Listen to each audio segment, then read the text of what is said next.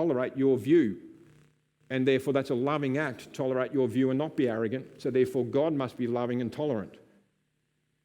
Last point, being tolerant has moved into affirmation, which means the next step is therefore to be intolerant is to participate in hate speech. So and now this is true, there are many people online who have been deplatformed because of just sound, historical, biblical Christianity. It is now considered hate speech.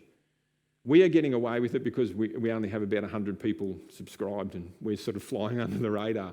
But anyone with any significant following will be and is already beginning to be deplatformed. Why? Because the fundamental historical view of Christianity is hate speech. Because what we teach is what the Bible reveals, and Jesus said, there are people who will be judged, and you'll be judged for your actions, and those who reject the Lord Jesus Christ will die in their sins and are cast into hell. No homosexual will be in heaven. No fornicator will be in heaven. So that language, what I just said is hate speech. I'm going to be arrested for that in many places in the world. Thankfully, we can still preach it here. So pray that we can still preach the gospel. And as long as we can preach the gospel, we'll keep preaching the gospel. So you can see, though, now you're starting to understand why it is so hard to share the gospel with people today.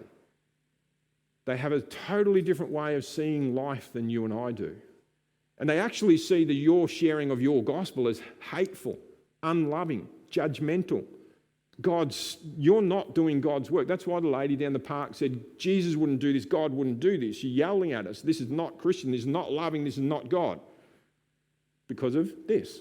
So whatever church she claims to go to is progressive.